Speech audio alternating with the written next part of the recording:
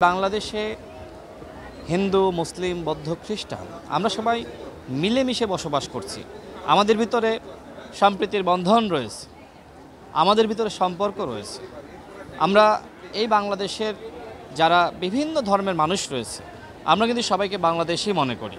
হ্যাঁ, আমাদের পরিচয় আছে, বিভিন্ন ধর্মের মানুষ আমরা বিভিন্ন ধর্ম পালন করি। কেউ বা মুসলিম, কেউ বা হিন্দু, কেউ বা বৌদ্ধ, কেউ বা খ্রিস্টান, কিন্তু আমরা কিন্তু সর্বোপরি এদেশের নাগরিক। দেখেন, বাংলাদেশে কিন্তু এই সাম্প্রদায়িক যে সম্প্রীতি, আমার মনে হয় যে পৃথিবীর ইতিহাসে এটি একটি বিরল দৃষ্টান্ত। পৃথিবীর অন্যান্য দেশে কিন্তু এই ধরনের বন্ধন নাই। আমরা হিন্দুদের অনুষ্ঠানে যাই, হিন্দুরা আমাদের অনুষ্ঠানে আসে, একসাথে আমরা এই যে উপভোগ করি এবং একে অপরের নিরাপত্তা নিয়ে আমরা কিন্তু সবসময় উদ্বিগ্ন থাকি।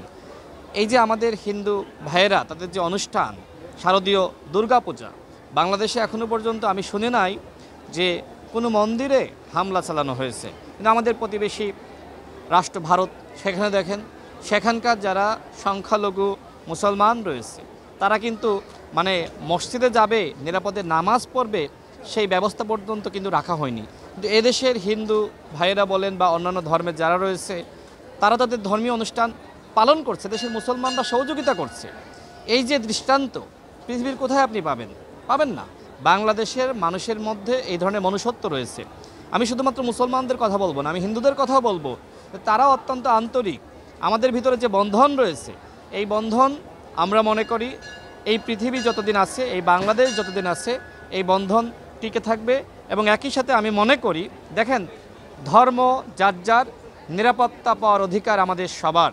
অর্থাৎ অন্তর্বর্তীকালীন সরকারকেও ধন্যবাদ জানাতে হয় যে আমাদের হিন্দু ভাইয়েরা তাদের যে ধর্মীয় অনুষ্ঠান তারা করছে, শারদীয় দুর্গা পূজা, এই পূজা যাতে তারা সঠিকভাবে সম্পূর্ণ করতে পারে, এই জন্য সরকারের পক্ষ থেকে কিন্তু সকল মন্দিরে আপনারা দেখবেন যে নিরাপত্তার ব্যবস্থা করা হয়েছে।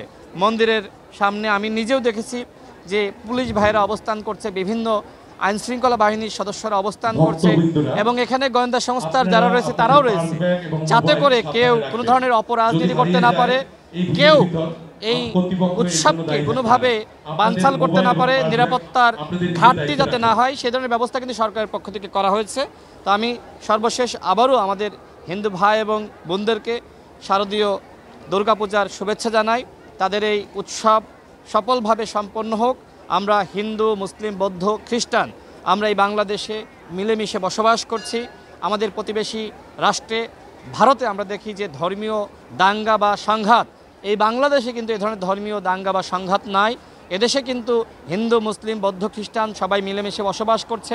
আমরা মনে করি বাংলাদেশের এই যে সম্প্রীতির বন্ধন, বাংলাদেশে যে এই যে সাম্প্রদায়িক সম্প্রীতি, এই জায়গা থেকে ভারতের অনেক কিছু শেখার আছে। সে দেশের মুসলমানদের উপরে ভারত সরকার যেভাবে নির্যাতন নিপীড়ন করে, আজকে বাংলাদেশে দেখেন, বাংলাদেশে ধর্মীয় পরিচয়ে কোনোভাবেই কিন্তু কারোর উপরে আঘাত করা হয় না। ধর্মীয় পরিচয়ে কেউ আসলে কোনোভাবেই বঞ্চনা এবং বৈষম্যর শিকার হয় না। এই বাংলাদেশ নিয়ে আমি গর্ব করি, যে দেশে হিন্দু, মুসলিম, বৌদ্ধ, খ্রিস্টান সবাই যে যার উৎসব করছে, সবাই স্বাধীনভাবে যে যার ধর্ম পালন করতে পারছে।